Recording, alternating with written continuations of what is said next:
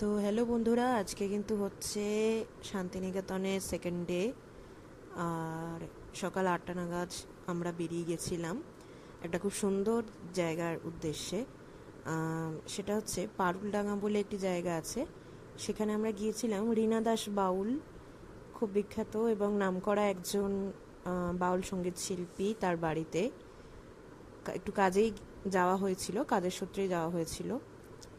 তো দেখতে পাচ্ছ, বেসিক্যালি সকালে বেরোনোর একটাই বেনিফিট, সেটা হচ্ছে এই যে ওয়েদারটা, সেটাতে কিন্তু রোদটা একটু কম থাকে, কিন্তু চারদিকের ভিউটা অসাধারণ সুন্দর, অসাধারণ সুন্দর। গাড়ি তো চলছে একদম একেবারে প্রায় 100 কাছাকাছি।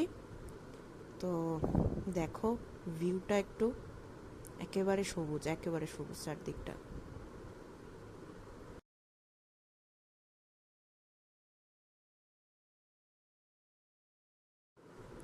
তো বেশ কিছুক্ষণ পরে এই যে দেখতে পাচ্ছ, এটা হচ্ছে মায়ের বাড়ি।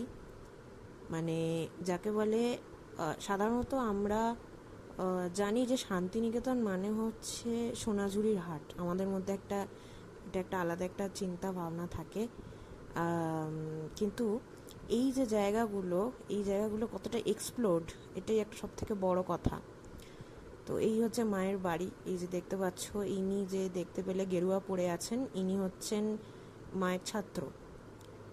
এইটা একটা খুব সুন্দর তুলসী মঞ্চ, শুধু অ্যাম্বিয়েন্সে দেখো। এই হচ্ছেন রীনা দাস বাউল, শ্রীমতী রীনা দাস বাউল। এই যে দেখতে পাচ্ছ, এটা হচ্ছে ওনার আখড়া।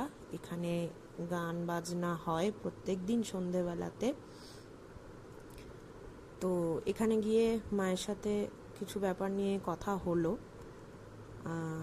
একটা রিকোয়েস্ট সবাইকে একটু করি, যেটা ইনাদেরও চাহিদা।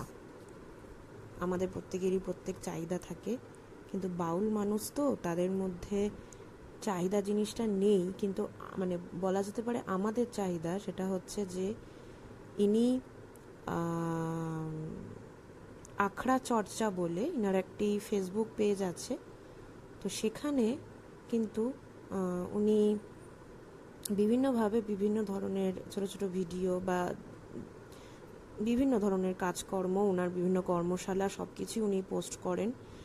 তো বক্তব্যটা হচ্ছে এই যে মানুষগুলো, এরা হচ্ছে আমাদের দেশের ঐতিহ্য সম্পদ। এরা যে গান, যে ভাবনা, যে চিন্তাধারাটাকে এরা ধরে রেখেছে, সেটা কিন্তু আমাদের প্রত্যেকের দেশের সম্পদ। দেশই বলবো, তার কারণ ইনারা তো দেশের বাইরে গিয়েও অনেক সময় প্রোগ্রাম করে থাকেন, কিন্তু বক্তব্যটা একটা জায়গাতেই যে এরা কিন্তু নিজেদের যে দরকার, যেটা মেটানো, সেটার থেকে কিন্তু মানে আস্তে আস্তে সরে যাচ্ছে। তার কারণ এনাদের সোশিও ইকোনমিক দিকটা এতটাই কমে যাচ্ছে আস্তে আস্তে। তাই প্রত্যেকের কাছে রিকোয়েস্ট যে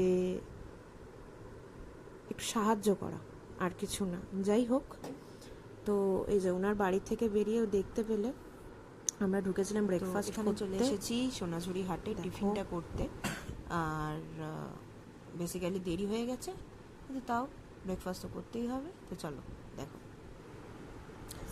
এই হচ্ছে শান্তিনিকেতনের সেই জায়গা যেটার জন্য আমরা প্রত্যেককে, মানে এটা তো ইন্টারন্যাশনাল একটি প্লেস, প্রত্যেকে একদম পাগল হয়ে যাই। সেটা হচ্ছে সোনাঝুরির হাট। হ্যাঁ, এখানেও গিয়েছিলাম কাজেই। যাই হোক, তার মধ্যে একটু ছোটোখাটো একটু কেনাকাটা হলো। কিছু বলার নেই, কারণ প্রত্যেকে প্রত্যেকের মতন করে এখানে বিক্রি টিক্রি করছেন আর কি। সুন্দর, প্রত্যেকটা জিনিসই সুন্দর যা হয় আর কি। একদম প্রত্যেকের হাতের কাজ, শাড়ি জামাকাপড় থেকে শুরু করে ইচ অ্যান্ড এভরিথিং প্রত্যেকটাই সুন্দর, কিন্তু হ্যাঁ দামগুলো একটু একটু বেশি। যাই হোক, তো দেখো এগুলো হচ্ছে নেম প্লেট, খুব সুন্দর এগুলো, কিন্তু এগুলো পুরো কাঠের। তো দেখতে থাকো।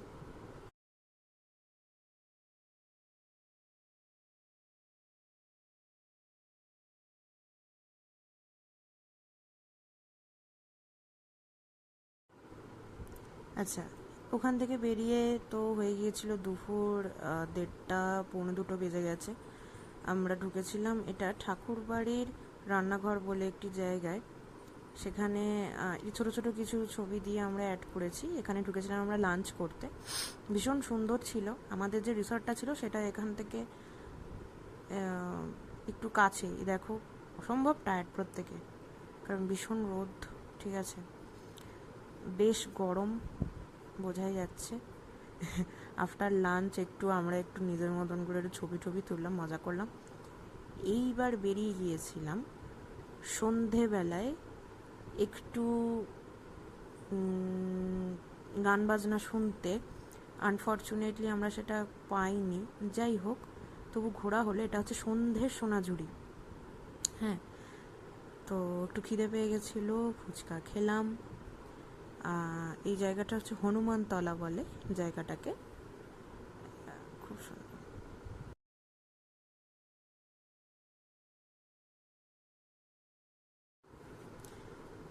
তো ভিডিওটা ভালো লাগলে অবশ্যই লাইক